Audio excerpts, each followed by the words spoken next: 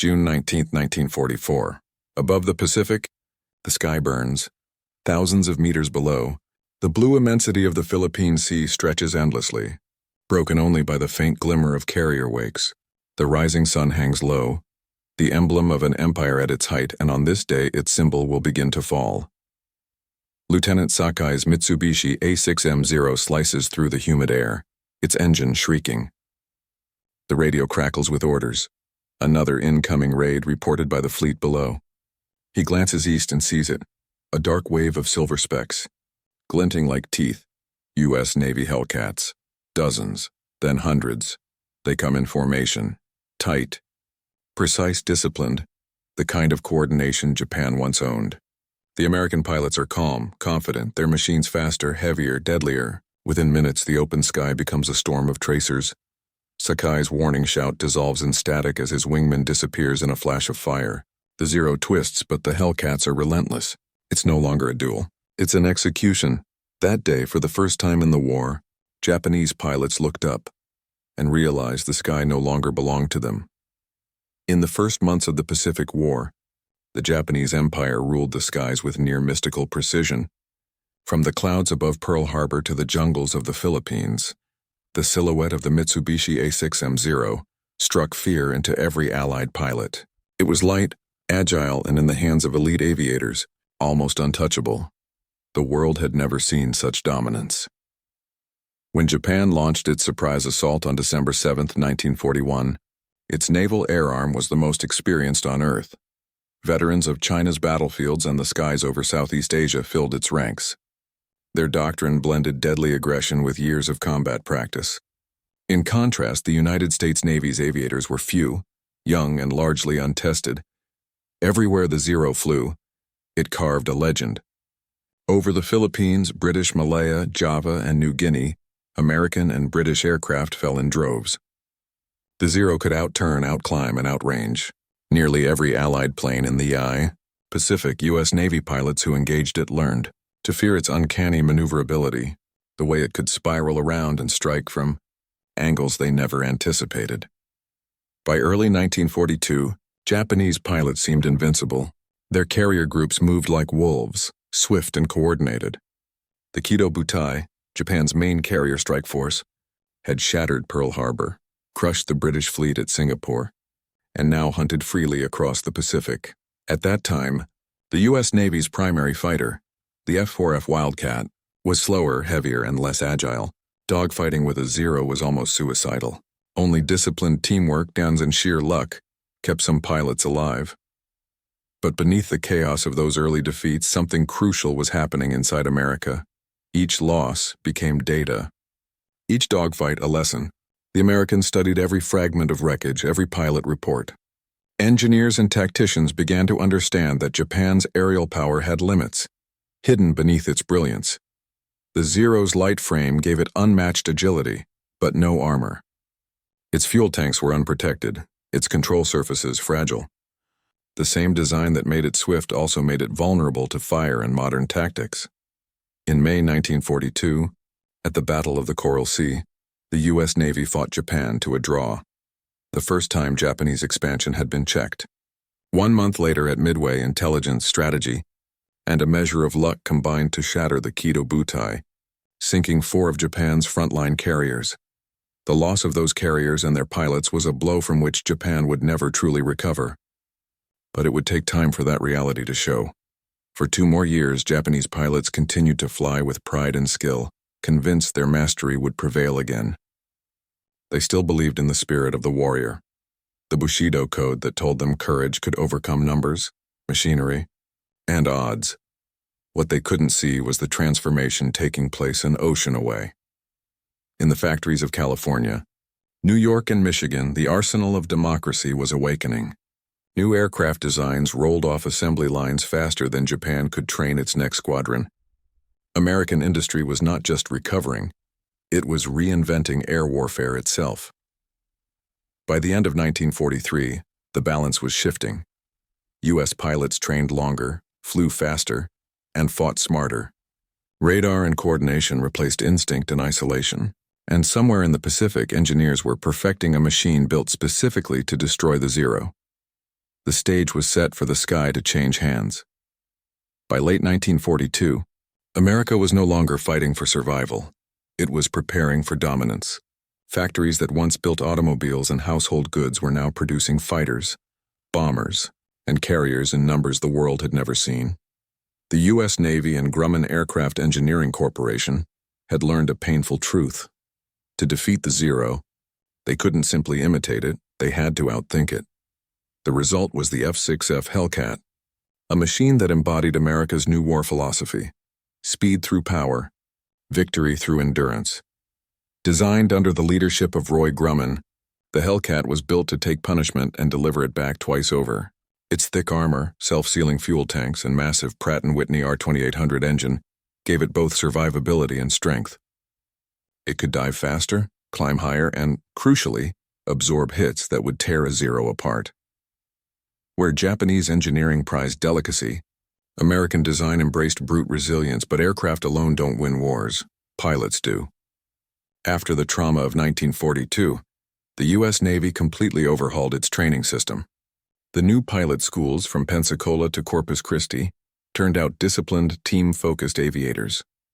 Gone were the days of individual dogfights and glory-seeking. U.S. doctrine now emphasized coordinated defense and mutual protection, the kind of teamwork that neutralized the Zero's agility, the Navy's new fighter. Tactics school taught one maneuver above all others, the Thatch Off, developed by Lieutenant Commander John S. Jimmy Thatch. It was a simple but brilliant counter to the Zero's turning advantage. Two fighters flying side by side would weave toward each other when attacked, forcing the enemy into the line of fire of the other. It required timing, communication, and trust, the very elements that separated the American approach from the Japanese one. Meanwhile, technology was transforming the invisible dimensions of the battlefield. Radar, once an experimental tool, became the unseen eye of the fleet. From island bases and carrier decks, radar operators could track incoming raids long before visual contact. Pilots no longer took off blindly. They were guided with precision, vectored directly toward their targets. This integration of machine and man, of technology and tactics, defined the new American air war. By 1943, U.S. intelligence had cracked many of Japan's communication codes. They knew where carrier groups were moving, how their pilots were trained, even the limits of their aircraft. The once secret doctrines of Japan's Imperial Navy had become transparent, and yet the Japanese command refused to adapt. Confidence, once their greatest weapon, had turned into blindness. Japan's aircraft industry was strained to the breaking point. Aluminum shortages, fuel scarcity, and bombing raids crippled production. Their replacement fighters, like the Kai-84 and the A-7M Reppu, remained in prototypes or arrived too late to matter. Most crucially, Japan was losing pilots faster than it could train them. Its veteran aviators, the elite corps who had fought over China and the Coral Sea, were irreplaceable. By 1944, many were gone, replaced by recruits with barely 100 hours of flight time. They entered combat against Americans with over 300 hours, and the best machines in the world. This imbalance was not just numerical, it was generational. When the U.S. Navy launched the fast carrier task force under Admiral Mark Mitcher, it was more than a fleet. It was a floating air empire. Each carrier could launch, recover, and refuel hundreds of planes a day with machine-like precision. Supported by radar, destroyer screens, and coordinated communication, it represented the full maturity of industrial warfare. Japan's pilots, brave and determined as they were, could not fight a system built on mathematics, machinery, and mass production. The Pacific had become an ocean of steel and fire, and in its reflection, the Empire of Japan began to see its own limits. The next phase would not be a battle of equals. It would be the day that belief met reality, and the sky itself decided who would rule it. The human angle, pride, and the illusion of invincibility for the pilots of the Imperial Japanese Navy. Flying was not just a duty, that it was a sacred calling. They were heirs to a warrior tradition that stretched back centuries. Each man saw himself as the living embodiment of Bushido, disciplined, fearless, willing to die without hesitation. In the early years of the war, this belief was justified. Japanese aviators were the best trained in the world. Before the war, many had spent years in China, mastering air combat in real conditions. Their training was grueling. Only the most gifted survived it. Those who graduated wore their flight suits like samurai armor. When they entered battle in 1941 and 1942, they felt untouchable. American and British pilots seemed clumsy, uncoordinated, and slow. Every victory reinforced a myth that Japanese skill and spirit could overcome any material disadvantage, but that confidence would become their downfall. Because when Japan began losing its most experienced pilots, that elite system collapsed under its own weight. Training new replacements took too long, and the empire's resources were stretched thin. The new recruits were brave, yes, but they were no longer masters. By 1944, those entering combat had less than a fraction of the flight hours their predecessors had enjoyed. The veterans who remained looked into the eyes of the young men beside them and saw fear, something unseen in 1941. In contrast, the Americans no longer feared death in the same way. Their confidence was built not on ideology but on method, on the faith that the system would protect them. They trusted their aircraft, their radar, their wingmen. They fought as a unit, not as lone warriors. And as history would show, cohesion outlasts zeal. The technological angle, when machines chose the outcome. The Second World War was above all a contest of engineering. The Japanese had started with an advantage, the Zero, a masterpiece of design simplicity and efficiency. But it was an advantage built on the past, not the future. The A6M0 was designed for the wars of the 1930s, lightweight, unmatched in maneuverability, and capable of long-range strikes across the Pacific. Its designers sacrificed everything, armor, protection, even pilot safety, for agility. In the early years, that trade-off made sense. The Zero could dogfight like nothing else in the sky. But by 1943, the battlefield had changed. The Americans had learned to fight differently. They no longer tried to outturn the Zero. They outdived, outclimbed, and outlasted it. Enter the F-6F Hellcat, the F-4U Corsair, and the P-38 Lightning. Each was faster, heavier, and better armed. The Hellcat in particular became a symbol of the new era, a warplane that combined speed with endurance and brute strength. Its 650 caliber Browning machine guns could shred a Zero in seconds. The Zero could twist and climb, but the Hellcat could take a hit, roll back into formation, and strike again. American pilots began to report astonishing kill ratios, sometimes 10 to 1 in their favor. Japan tried to respond with new models, Maradui, A7M Repo and the Ki-84, Hayat, but industrial collapse and material shortages made mass production impossible. Aluminum was scarce, fuel even more so. By 1944, Japan's airfields were filled with underpowered planes running on synthetic fuel blends that reduced performance and engine life. While Japanese factories struggled to build a dozen planes a week, American shipyards launched carriers every month, each carrying 90 aircraft, all factory fresh, all flown by rigorously trained men. Technology had become the great equalizer and then the great divider. Radar networks gave American carriers eyes that could see beyond the horizon. Radio discipline turned chaos into coordination. Every new battle was fought not by instinct, but by calculation. A machine-guided symphony of men and metal. The result was inevitable. In the span of 3 years, Japan went from master of the skies to prey within them. And yet, even as the technology advanced, the human heart still believed, still fought, still hoped that skill and courage could defy the mathematics of war. That fragile hope would meet its reckoning in the next chapter, over the Mariana Islands where courage met innovation and belief met reality. The tactical angle. When the sky became a battlefield of systems by mid-1944, the Pacific War was no longer fought by instinct. It was fought by systems, networks of information, coordination, and strategy. For Japan, aerial combat had always been personal. A pilot sought glory through individual skill, measured by kills and daring.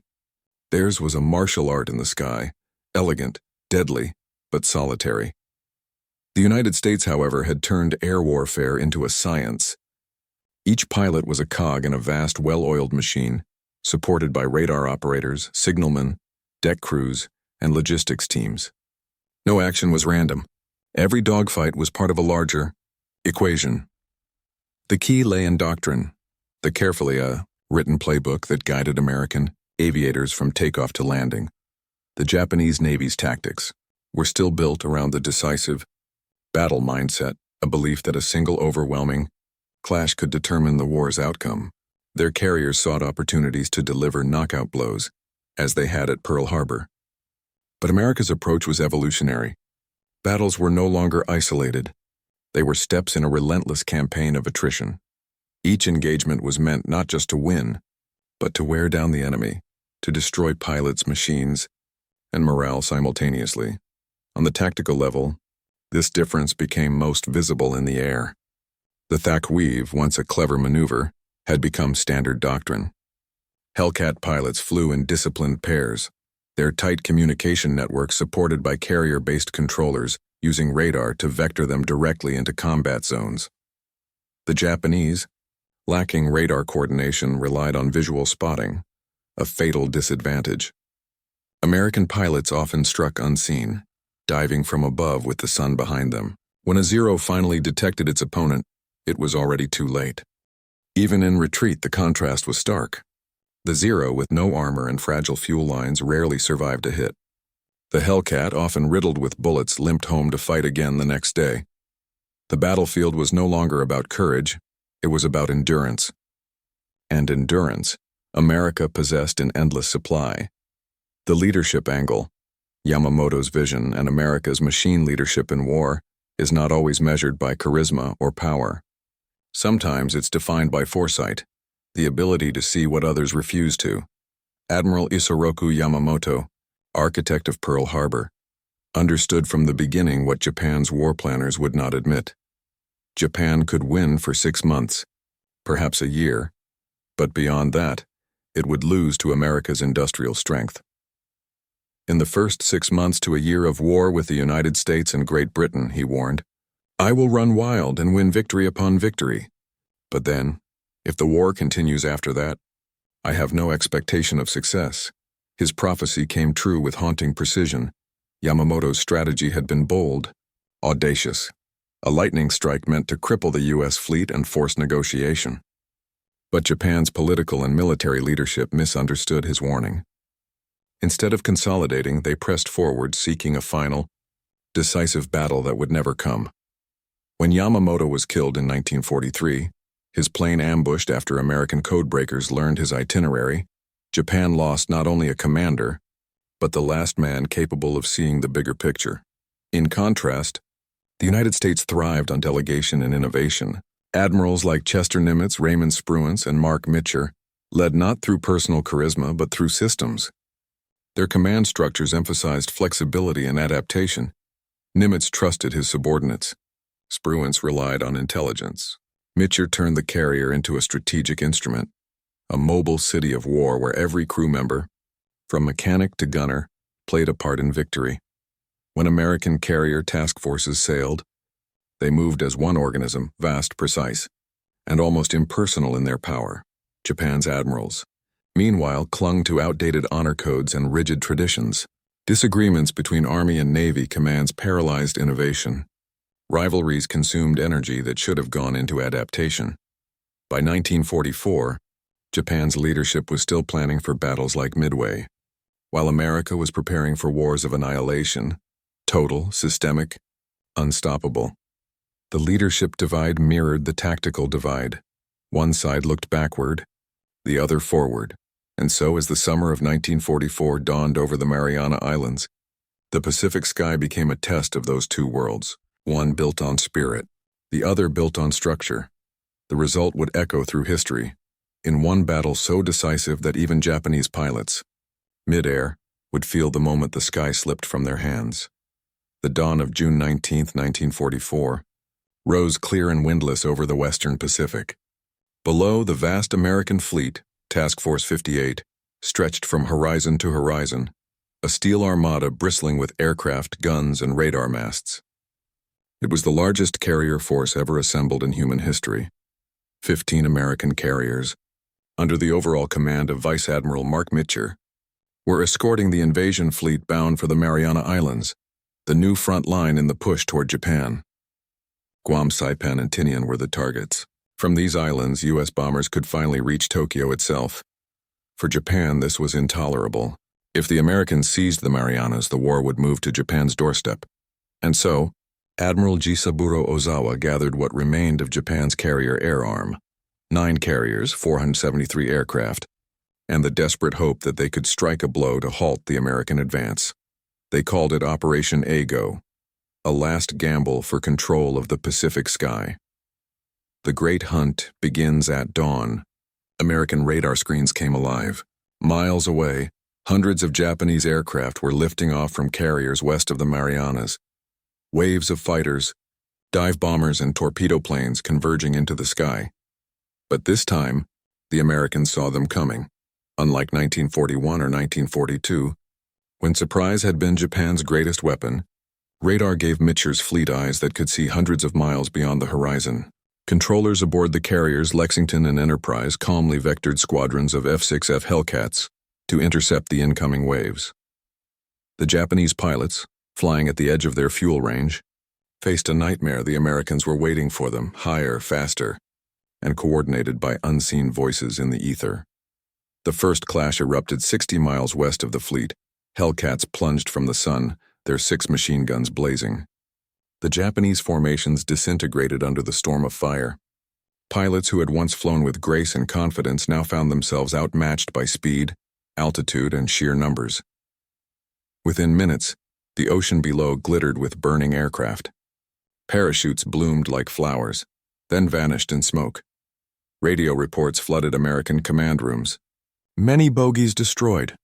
Returning pilots count over 30 kills. Sky clear. The Americans were astonished by the scale of their success. By mid-morning, the first wave of 69 Japanese aircraft had been annihilated. Fewer than 10 returned.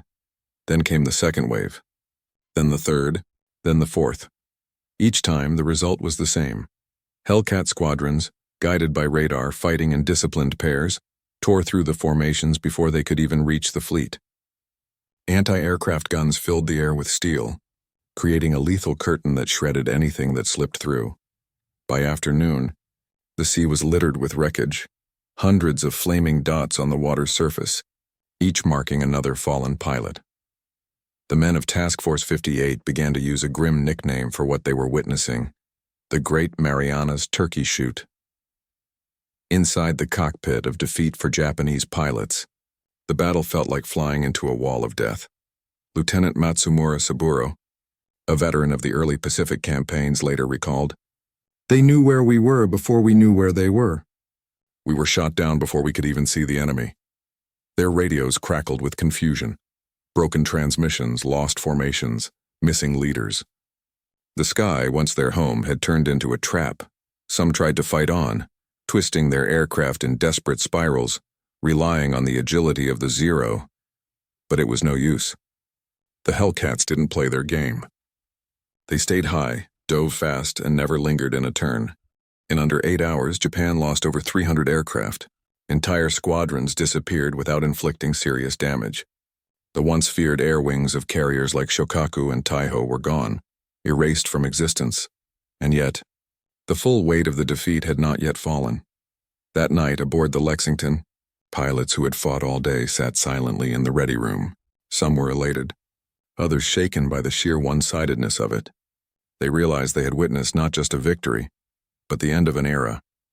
For the Japanese fleet still retreating west, the worst was yet to come. The next day, the Americans would find them, and the Empire's remaining carriers would face annihilation on the open sea. The sun set red over the Philippine Sea, its reflection rippling through smoke and oil slicks. The ocean seemed calm again, but in its depths lay hundreds of fallen aviators, their faith consumed by fire. The next morning, the United States would rise to finish what the day had begun. The morning of June 20th, 1944, began in eerie silence. The ocean was calm, its blue surface stretching endlessly under a pale sun. But beneath that quiet, the wreckage of an empire floated, the twisted remains of hundreds of Japanese planes, the oil slicks of a shattered dream. Yet Admiral Mark Mitcher wasn't finished. The Americans knew the Japanese fleet was still out there, wounded but alive, somewhere beyond radar range, retreating west toward the Philippine Islands. The mission was clear. Finish it. At 16:05 hours, reconnaissance aircraft from the carrier Enterprise spotted them, faint silhouettes on the horizon. 4 carriers, including Zuikaku, the last survivor of Pearl Harbor, escorted by battleships and cruisers. The distance was staggering, nearly 275 miles away, beyond the safe return range for American planes. Mitchell faced a choice no admiral wanted: strike and risk losing hundreds of his own aviators to fuel starvation, or let the enemy escape. He didn't hesitate. "Launch everything we've got," he ordered. The longest strike within minutes, the decks of 15 American carriers erupted in motion. Over 240 aircraft, Hellcats, Avengers, and Helldivers, thundered into the sky. The late afternoon light turned the ocean gold as wave after wave of planes disappeared into the western horizon. This was no longer just combat. It was a chase through time and distance. The pilots knew they would be fighting at dusk, and that darkness might prevent them from ever finding their way home. After 2 hours of flight, they saw it. Smoke on the horizon, flashes of light. The Japanese fleet. The Americans dove without hesitation. Carrier Taiho, Japan's newest and most advanced vessel, had already been crippled by a submarine torpedo the previous day. Now the rest would share her fate. Bombs and torpedoes struck with devastating precision. Hayo exploded in a column of flame that reached hundreds of feet high. Suikaku took multiple hits, her flight deck shattered, her aircraft aflame. The seas around the fleet turned to boiling chaos as secondary explosions consumed plane after plane waiting to launch. American gunners watched through bomb sights as Japanese pilots tried to take off amid the inferno, some succeeding, others engulfed before their wheels left the deck. By nightfall, 2 carriers were gone and several more were fatally damaged. Japan's once mighty carrier arm, the pride of the Kido Butai, was reduced to a burning skeleton of its former self. But for the American pilots, victory came at a price. The flight home as the sun dipped below the horizon, hundreds of U.S. planes found themselves low on fuel, lost over the black expanse of the Pacific. Night landings on carriers were almost impossible in 1944. The decks were unlit, the sea unmarked. In that desperate darkness, Admiral Mitchell made a decision that broke every rule of naval warfare. He ordered, "Turn on the lights." Instantly, the decks of every carrier in Task Force 58 lit up like floating cities. White, green, and amber lights glowing across the ocean. It was a beacon of mercy in the vast night, visible for miles. Every ship became a lighthouse guiding the exhausted pilots home. Some made it, others didn't. Dozens of planes ditched into the sea, their crews rescued by destroyers through the night. But for the first time in modern naval history, a fleet had risked its own position, its secrecy, its safety, for the lives of its men. That decision turned a military victory into something larger, a symbol of what separated the two sides. One fought for empire, the other fought for each other. The death of the Kido Butai. By dawn, the Japanese carrier force was gone. Out of 430 aircraft launched in the 2 days of battle, more than 350 had been destroyed. Over 600 of Japan's most experienced aviators were dead or missing. The Americans lost just 123 planes, most to fuel exhaustion, not enemy fire. The once proud Kido Butai, the same strike force that had shocked the world at Pearl Harbor, ceased to exist. From that day forward, Japan would never again launch a major carrier offensive. In Tokyo, the truth spread slowly. The official report spoke of severe losses, but the meaning was clear to every officer who read them. The empire had lost its wings. The naval staff, once confident in their superiority, now faced a silence that no propaganda could fill. Even the youngest pilots understood what had happened. Not just a defeat, but a transformation. The Pacific sky, once theirs by divine right, now belonged to another power entirely. For Japan's airmen, the realization was almost spiritual, a moment when pride dissolved into acceptance, and the war they thought they understood became something else entirely. The Battle of the Philippine Sea was not merely a clash of fleets. It was the final judgment of a nation's belief in willpower over machinery, honor over adaptation. And as the surviving American pilots returned to their carriers under the first light of dawn, the calm ocean beneath them reflected not victory, but destiny. The war in the Pacific would continue. But from this day on, it would be fought on American terms. When the smoke cleared over the Philippine Sea, the Japanese Navy was no longer the force that had terrorized the Pacific.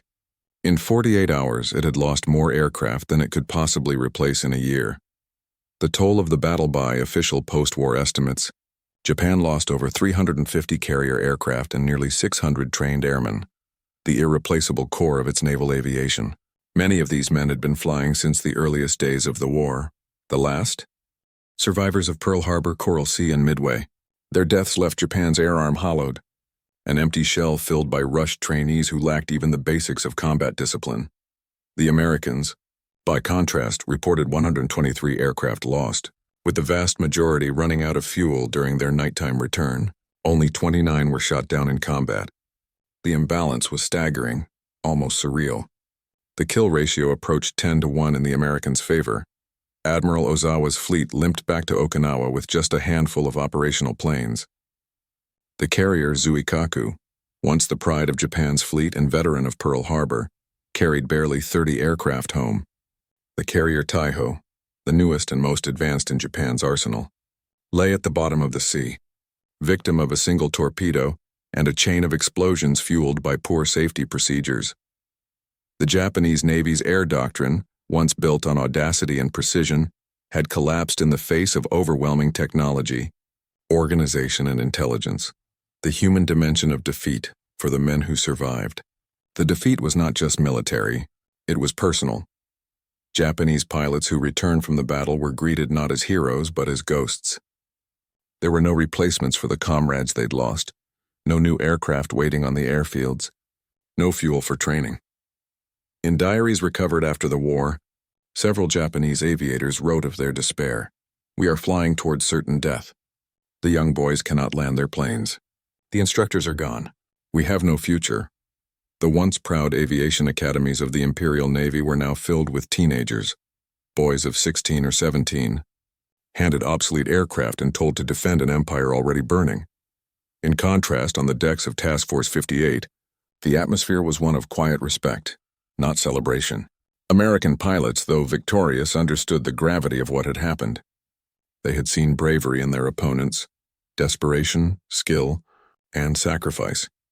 But they had also witnessed the end of an era.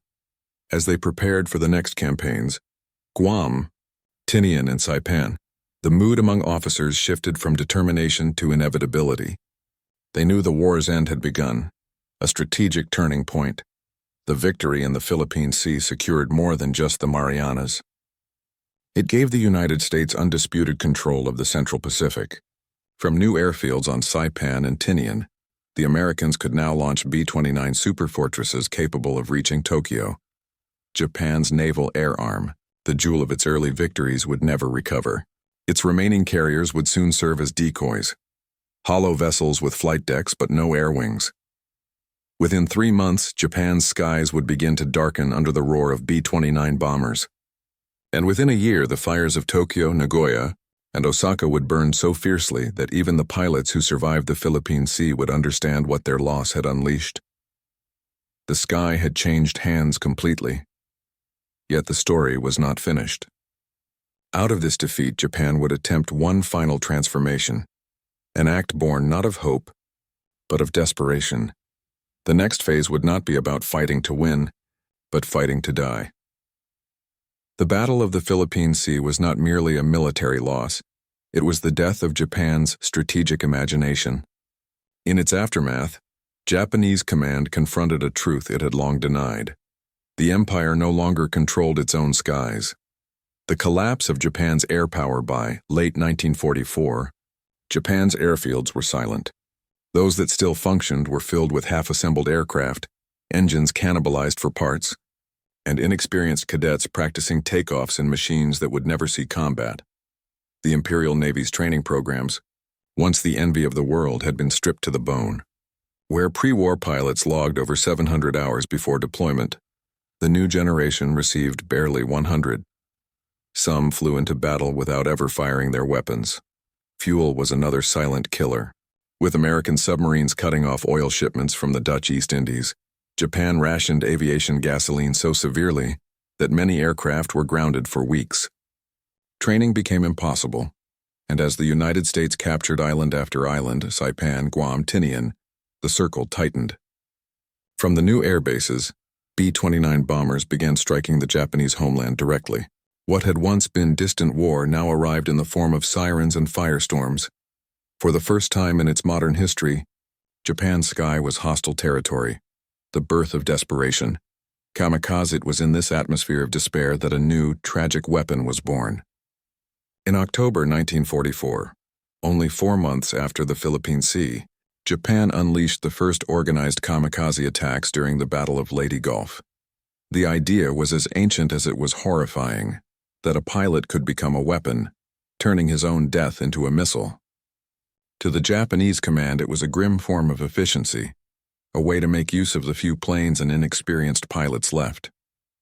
To the pilots themselves, it was sold as the ultimate act of honor, to die for the emperor, to strike back against an unstoppable enemy. Many volunteered under immense social pressure. Some believed sincerely that sacrifice could change fate. Others wrote in their journals of confusion and quiet terror.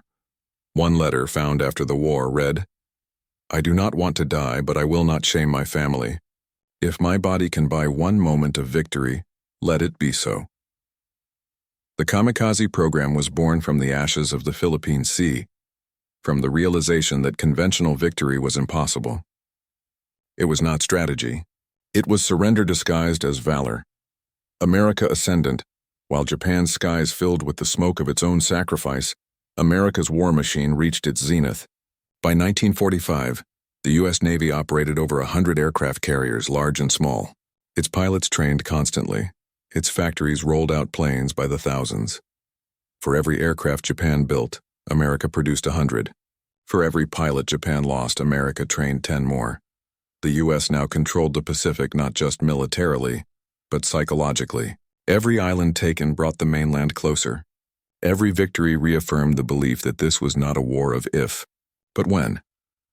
When the B-29 Enola Gay took off from Tinian in August 1945, carrying the atomic bomb Little Boy, it did so from a runway carved by the same campaign that began with the Philippine Sea.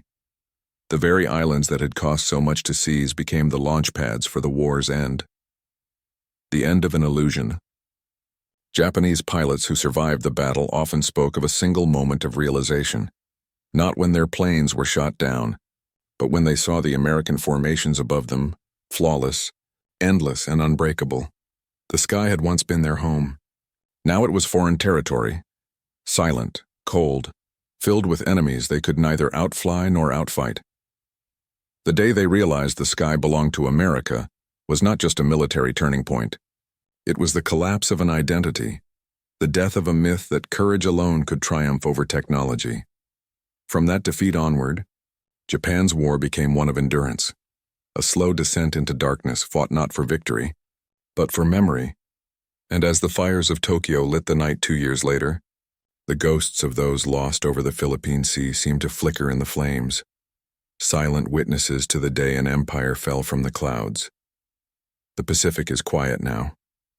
No sound of engines, no trails of smoke, only the wind brushing the surface of an ocean that once carried the weight of empires. In June 1944, over the Philippine Sea, history turned invisible, not through words or treaties, but through the silence that follows annihilation. The Battle of the Philippine Sea was not merely a clash of aircraft, it was the moment technology outgrew tradition, when courage met its limits and modernity claimed the sky. For Japan, it was the end of an era, the final unraveling of the belief that human spirit alone could conquer industrial might. The pilots who fell there did not die in vain. They marked the point where the world changed course. Their sacrifice forced a reckoning between old codes of honor and a new kind of warfare that cared nothing for valor. For the United States, victory brought not triumph, but responsibility. Air supremacy meant power beyond imagination, the ability to destroy from afar, to reshape the world without ever setting foot upon it. That power would define the rest of the century. The lessons of the Philippine Sea still echo, that the greatest strength of a nation lies not only in its machines but in its ability to learn, to adapt, and to protect those who fight beneath its flag. and that no courage, no faith, no fire can stand forever against time and progress. The Japanese pilots who rose that morning believed the sky belonged to them. By nightfall it belonged to no one, only to the wind, to the smoke, and to the memory of those who never returned. History would later say America took the sky that day. But in truth, the sky simply changed its master, from men who believed it was sacred, to men who learned to make it serve them. And somewhere, far above the clouds where sunlight and silence meet, the ghosts of that day still fly, reminders of when the sky itself became the battlefield. And when one world ended, so another could begin,